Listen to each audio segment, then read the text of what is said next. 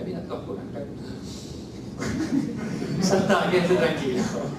¿Cómo presento los estados financieros de todas estas situaciones de acuerdo conjunto? Y ahí viene la pregunta del mono. ¿Conocen la pregunta del mono? No. ¿Cómo registro las operaciones y cómo registro los negocios? Esa sería la pregunta del mono. Las operaciones se registran con una participación, un porcentaje de los activos, un porcentaje de los pasivos, un porcentaje de los ingresos, un porcentaje de los gastos. O sea, un porcentaje de todo. Antes de esta norma había otra que requería un procedimiento que le llamábamos consolidación proporcional. Quizás lo conocen acá en Perú también. Y los consorcios es común que utilicen el método de consolidación proporcional. El método de consolidación proporcional fue eliminado por esta norma. Ahora tener el porcentaje de activos que termina siendo una consolidación proporcional. Pero nadie lo quiere decir. O sea, es porcentaje de activo, porcentaje de pasivo, porcentaje de ingresos, porcentaje de gastos. No necesariamente los porcentajes son iguales, que es otro de los grandes errores que cometemos los contadores. Si tenés un 20% de capital, pensás que tenés un 20% de... Y eso no es así muchas veces en los consorcios. Porque puedes tener un 20% de capital, pero un 50% de los ingresos que genera la actividad del consorcio. Cada operador conjunto contabiliza los activos, pasivos, ingresos y gastos en proporción, en particular los activos pasivos de los ingresos de actividad de cada uno. O sea, lo que sea aplicable a cada uno de los casos, ¿no? Porque puede haber activos que son para cada uno, bueno, hay guías adicionales, como dice de abajo, etc. Puede haber un activo que lo dividimos en parte y tenemos una proporción de un activo, tenemos que parte de un activo es de uno solo, parte de otro activo es otro solo. Entonces cada uno tiene su activo más la proporción de los comunes, sería la idea. Y así con las deudas y todo.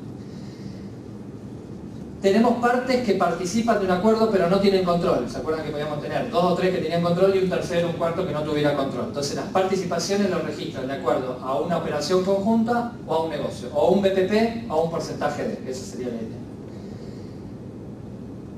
Los participantes del negocio conjunto, o sea, la operación conjunta utilizará el método de un porcentaje de activo, un porcentaje de pasivo, un porcentaje de ingreso, un porcentaje de gastos.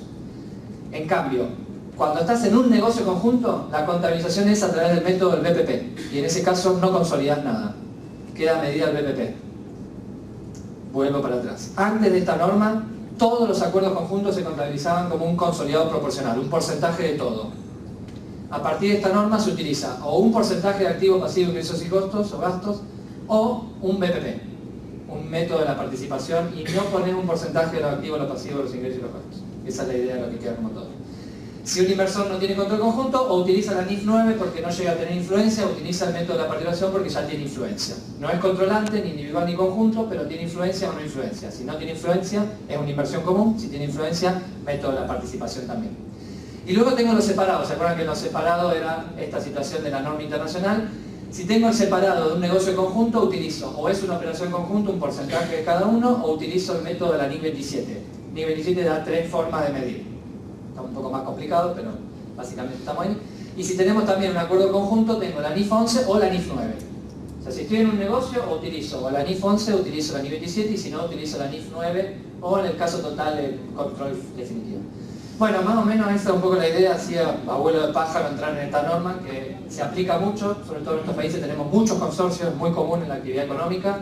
Es una norma que cambió todo lo que conocíamos de acuerdos conjuntos. Aparece esto de definir cuándo hay un acuerdo conjunto, que para definirlo no es una cuestión de leer lo que dice una ley o un estatuto, sino que hay que analizar todo el acuerdo, aplicar juicio profesional, luego dividir si es operación o si es negocio, y si es operación o negocio, contabilizarlo en forma diferente.